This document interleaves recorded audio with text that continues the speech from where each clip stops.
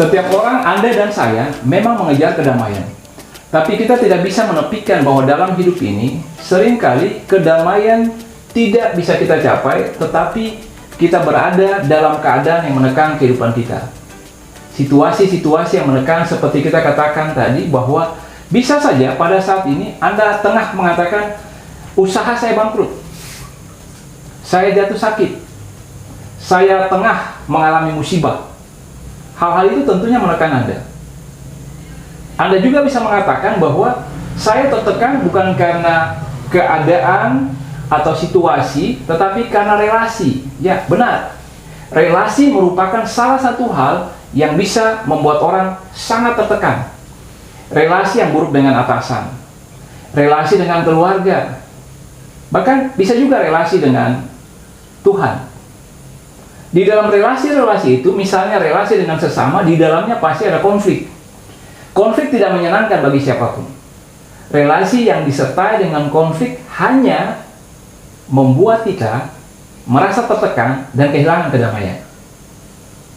Dalam berelasi juga, kita lihat kita ada dalam suasana kompetitif, di mana kita dengan orang lain bersaing.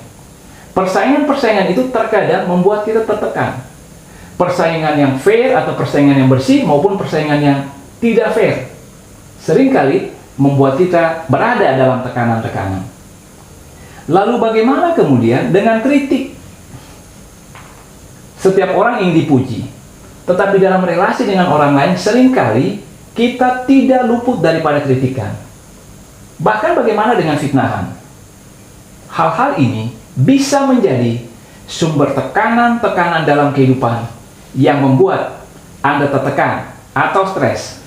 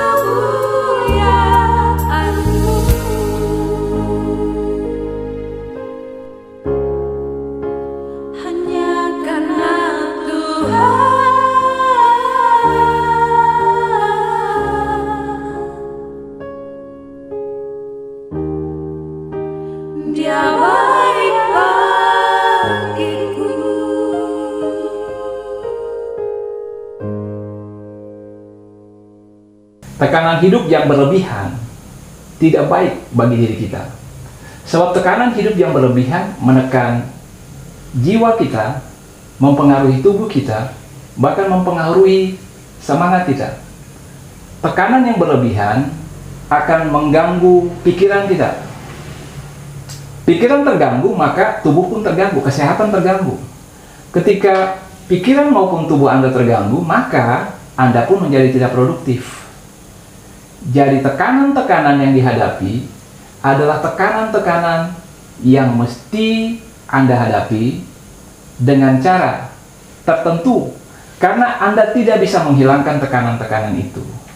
Beruntungnya, sebagai orang-orang percaya, Alkitab mengatakan beberapa hal penting untuk mengatasi tekanan dalam kehidupan. Dengan melihat bahwa tekanan-tekanan yang kita hadapi, untuk mengatasinya, kita melihat bahwa Alkitab memberikan hal-hal yang bisa kita lakukan untuk kita atasi. Kita tertolong untuk tidak mengalihkan tekanan-tekanan itu dalam hal-hal yang bisa memperburuk kehidupan kita. Saudara-saudara, banyak orang yang kemudian mengkonsumsi obat penenang, minuman keras, terjebak dalam kebiasaan-kebiasaan yang buruk, judi, seks bebas, bahkan penggunaan obat-obat terlarang sebagai sebuah pengalihan daripada tekanan yang dialami. Bahkan orang yang bunuh diri adalah orang yang kemudian tidak bisa mengalihkan tekanan dalam hidupnya dan mengambil keputusan final atau keputusan terakhir untuk bunuh diri. Alkitab mengatakan bagaimana kita harus mengatasi tekanan dalam kehidupan ini. Mazmur 138 mengatakan tentang bagaimana kita memiliki cara untuk mengatasi tekanan-tekanan dalam kehidupan. Mazmur 138 saya bacakan dari ayat pertama sampai dengan ayat ke-8, dan saya hendak menunjukkan bagaimana kita belajar dari pemazmur caranya untuk mengatasi tekanan-tekanan dalam kehidupan. Nyanyian syukur atas pertolongan Tuhan.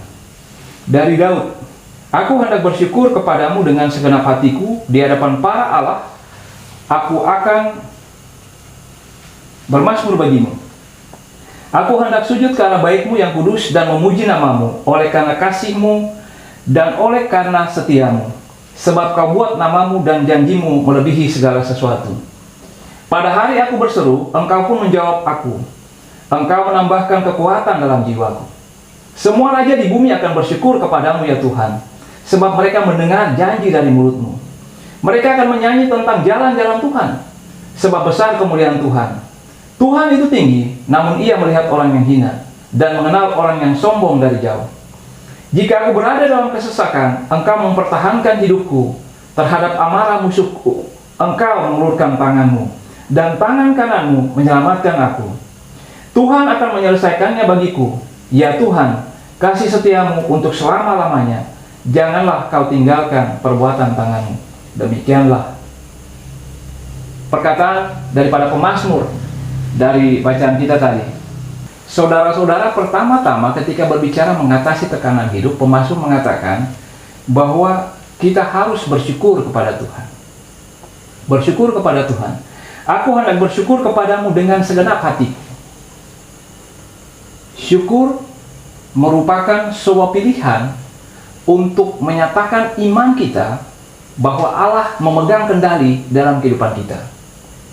Syukur juga merupakan sebuah teriakan tentang kita percaya kepada Tuhan, apapun keadaannya. Dan ucapan syukur, teriakan atau sebuah perkataan yang mengungkapkan syukur kita kepada Tuhan adalah sebuah kekuatan yang didengar oleh jiwa kita ketika kita mengatakan seperti pemazmur, aku hendak bersyukur kepada Tuhan. Perkataan itu membangkitkan jiwa kita, mengingatkan kita bahwa Tuhan masih memegang kendali ketika tekanan-tekanan hidup begitu kuat dalam kehidupan kita. Bersyukur merupakan prinsip dasar dalam kehidupan Kristen. Ada 185 ayat dalam Alkitab yang berbicara tentang syukur. Dan pusat daripada pengucapan syukur adalah Tuhan. Ketika pengucapan syukur itu dikatakan, atau katakanlah diproklamasikan, dinyatakan dengan tegas, aku mau bersyukur, aku bersyukur kepadamu Tuhan. Seperti pemazmur mengatakan, aku hendak bersyukur kepadamu ya Tuhan. Sebenarnya hal-hal itu merupakan sebuah kekuatan yang mendorong kita untuk meyakini bahwa Allah masih ada dalam kehidupan kita, dalam keadaan yang bagaimanapun. Terpujilah Tuhan. Terima kasih Tuhan. Tuhan Engkau baik. Kekuatan perkataan-perkataan ini mematikan tekanan-tekanan yang membuat Anda putus asa atau kehilangan harapan. Setiap kali kata Tuhan dikeluarkan dengan ucapan syukur, dengan memuji dan memuliakan namanya, ada kuasa yang Tuhan berikan bagi Anda untuk bergerak, bertahan, bahkan mengatasi tekanan yang ada. Secara psikologis, bersyukur juga membuat pikiran Anda menjadi lebih tenang dan damai, membuat tubuh Anda menjadi lebih rileks. Berbicara tentang manfaat bersyukur, ada sebuah riset yang dilakukan terhadap orang-orang yang usianya mencapai 70 tahun ke atas. Ketika ditanya, apa rahasia panjang umur mereka atau umur panjang mereka, rata-rata tipsnya sama: bersyukur, tidak bersungut-sungut, dan menikmati hidup apa adanya. Jadi ketika pada saat ini Anda berada dalam tekanan, ucapkanlah syukur pada Tuhan. Terima kasih Tuhan. Terima kasih Tuhan. Anda tengah menantang tekanan hidup ini. Tekanan hidup boleh berat, tetapi Anda mau mengatakan, terima kasih Tuhan. Tuhan saya lebih besar. Karena pemazmur mengatakan, aku hendak bersyukur kepada Tuhan di hadapan para Allah. Dia mau mengatakan, kekuatan tekanan-tekanan itu seperti kekuatan kuasa Allah, dalam hal ini A huruf kecil, yang menyatakan bahwa kuasa itu ada, tetapi kuasa itu tidak melebihi daripada kuasa Allahnya. Aku hendak bersyukur kepada Allah di hadapan segala para Allah. Kita mau mengatakan begini, aku mau bersyukur kepada Tuhan di hadapan segala tekanan yang menghadapi, yang menghadang, kebangkrutan, kesakitan, musibah, persoalan-persoalan yang ada. Aku mau tetap bersyukur. Kekuatan bersyukur akan mengangkat Anda dari tekanan hidup yang tengah Anda alami. Yang berikut, saudara-saudara, dalam menghadapi tekanan, berserulah pada Tuhan. Berseru pada Tuhan. Pemazmur mengatakan gini, pada hari aku berseru, Engkau pun menjawab aku. Engkau menambahkan kekuatan dalam jiwaku.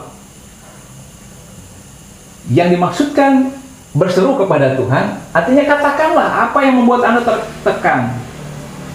Tuhan, saya tengah sangat tertekan karena musibah yang menimpa saya. Tuhan, bagaimana mungkin usaha yang saya rintis dengan berdoa kepadamu mengembalikan segala sesuatu pada hasil yang nihil, bangkrut.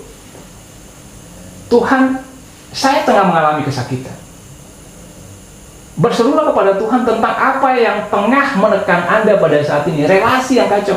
Berserulah pada Tuhan. Pemazmur mengatakan gini, pada hari aku berseru, Engkau pun menjawab aku. Ada jaminan ketika kita berseru kepada Tuhan, Tuhan menjawab. Tuhan menjawab kita. Tuhan menjawab kita. Tuhan menjawab kita. Andaikan, saudara-saudara, Anda memiliki kesulitan dan Anda datang kepada salah seorang yang Anda percaya dia bisa menolong Anda. Anda datang tetapi orang itu kemudian mengacuhkan Anda, padahal Anda tahu dia bisa menolong Anda. Anda kecewa, ya kan? Minimal dia mengatakan begini, berbicaralah gitu, dan mengatakan, saudaraku, saya tidak bisa menolong kamu pada saat ini. Tetapi ketika dia mengacuhkan Anda, dia tidak peduli terhadap Anda akan sangat kecewa karena dia tidak berusaha untuk menjawab atau menolong Anda, atau setidaknya mengatakan sesuatu yang Anda dengar. Saya mau menolong Anda, tetapi saya tidak mampu untuk hal itu. Jaminan ketika kita berseru kepada Tuhan di dalam tekanan adalah Tuhan menjawab. Dan ketika Tuhan menjawab, ada sebuah kepuasan, ada sebuah ketenangan di tengah-tengah tekanan, bahwa Tuhan yang berkuasa menjawab Anda. Menjawab Anda di tengah jeritan Anda dalam menghadapi tekanan-tekanan.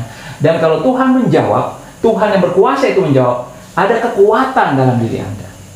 Benarkah demikian? Ketika seseorang mengatakan, saya mau menolong Anda di tengah tekanan, apa yang Anda rasakan? Anda merasakan bahwa kekuatan Anda berlipat ganda karena ada orang yang mau menanggung beban, yang menanggung tekanan-tekanan itu bersama dengan Anda.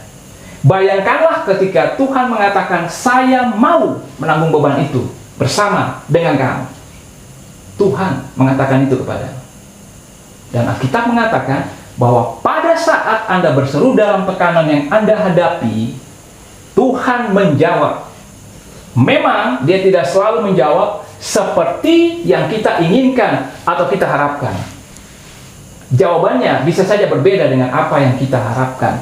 Tetapi Alkitab mengatakan dia menjawab.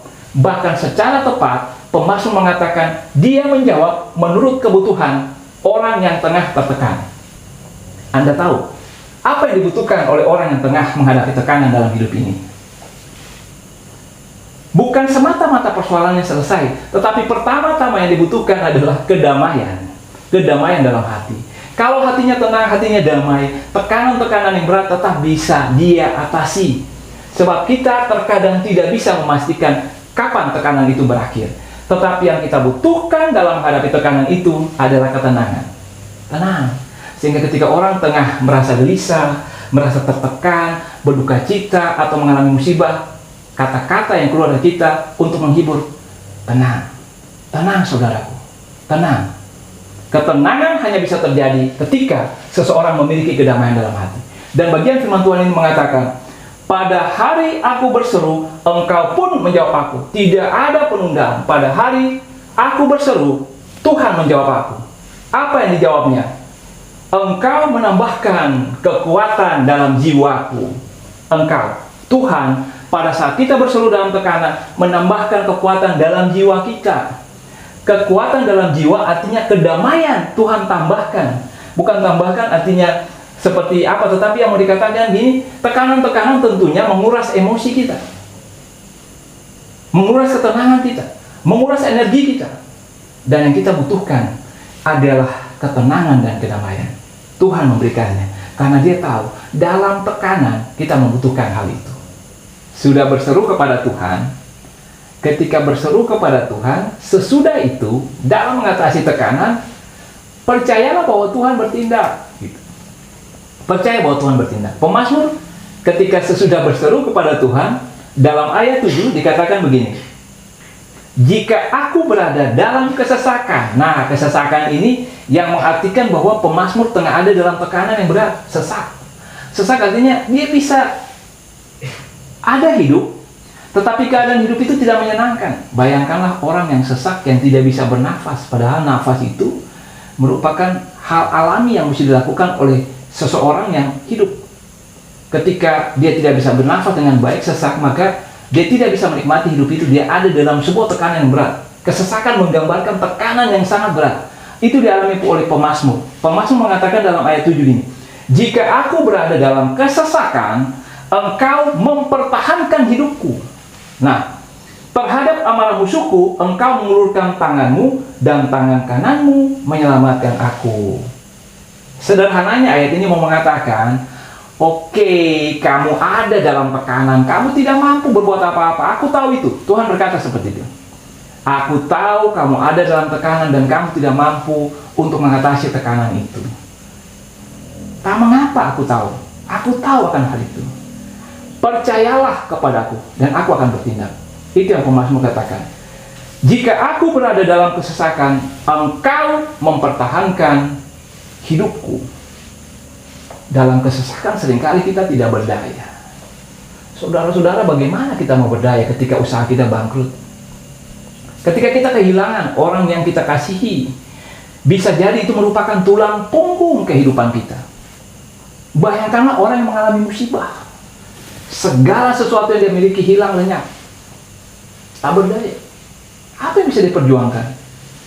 Untuk hidup pun tak bisa kadang-kadang, mati sajalah gitu kan. Ingat istri Ayub, bukan Yakub. Istri Ayub mengatakan begini, kutuk saja Tuhanmu dan kamu mati. Dalam sebuah keputusasaan ketika rentetan tekanan-tekanan itu ada dalam kehidupan. Yang pertama, kehilangan harta benda, kehilangan anak-anak mereka. Ayub kehilangan kesehatannya, kehilangan istrinya dalam tanda petik, yang mengatakan kutuk saja Tuhan dan kau mati. Istrinya juga meninggalkan dia sebenarnya. Dalam tekanan-tekanan itu, itulah yang dikatakan kesesakan. Pemazmur mengatakan bahwa dalam tekanan ketika kita tidak berdaya, terkadang kita harus berani untuk percaya bahwa seruan kita didengarkan oleh Tuhan dan Tuhan bertindak. Tuhan bertindak. Ingat, beberapa minggu yang lalu kita berbicara tentang hal kekhawatiran. Hal kekhawatiran mengungkapkan kepada kita tentang perkataan Tuhan Yesus dalam khotbah di bukit Matius 6. Janganlah kamu khawatir tentang apa yang akan kamu makan, minum, dan pakai. Tuhan mengatakan kepada yang diciptakan, saya menciptakan kamu, kamu tidak usah khawatir. Saya menciptakan, saya akan menyediakan apa yang kamu butuhkan. Saya akan memelihara kamu. Masih kurang percaya? Pandang burung-burung di langit. Apakah burung-burung itu pernah menabur?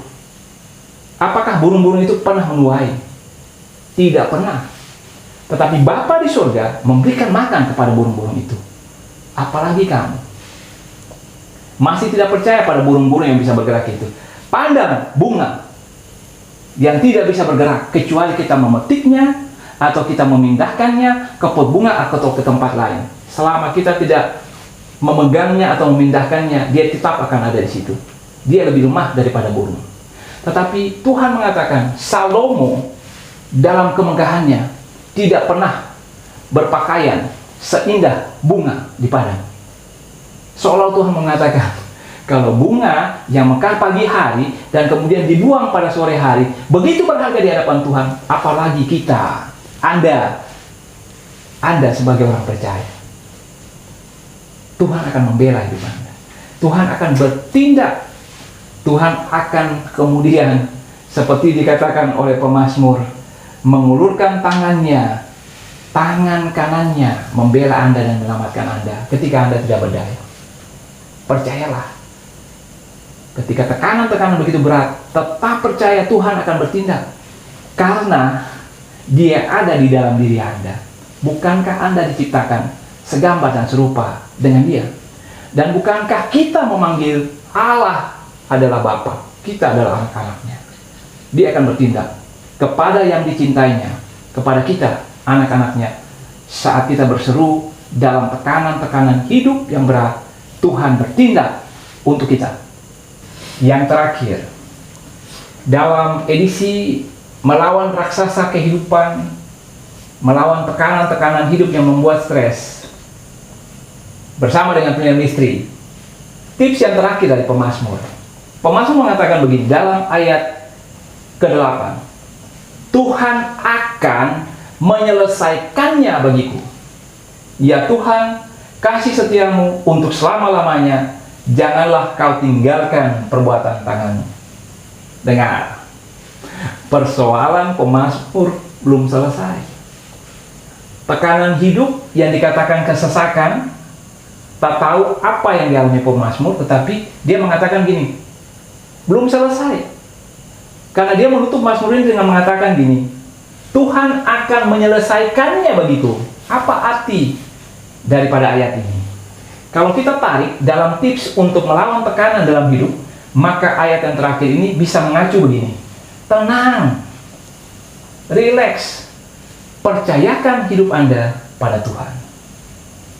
Karena Tuhan berjanji akan menyelesaikannya bagi Anda. Saat ini mungkin Anda tidak melihat jalan keluar terhadap persoalan hidup Anda.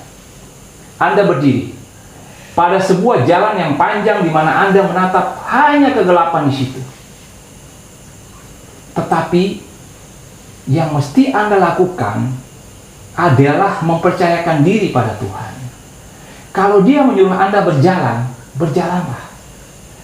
Bila Dia mengatakan Anda mesti berhenti sebentar, berhentilah. Bila Dia mengatakan Anda mesti beristirahat, bukan cuma berhenti, beristirahatlah. Percayakanlah hidup Anda kepada Tuhan. Anda mungkin tidak melihat jalan keluar untuk menyelesaikan persoalan yang menekan hidup Anda. Anda mengetahui bahwa Anda mesti melakukan ini, tetapi Anda tahu sumber daya Anda terbatas. Firman Tuhan ini justru mengatakan, sudah, biarkan Tuhan yang menyelesaikannya, bukan Anda. Tuhan yang akan menyelesaikannya. Tenanglah di dalam Tuhan. Terkadang kita perlu menikmati saat-saat di mana kita mengalami tekanan. Bukan berarti kita mencari kesulitan, lalu menikmati kesulitan-kesulitan itu, tidak. Tapi kadang-kadang itu bisa kita nikmati ketika kita mempercayakan diri pada Tuhan.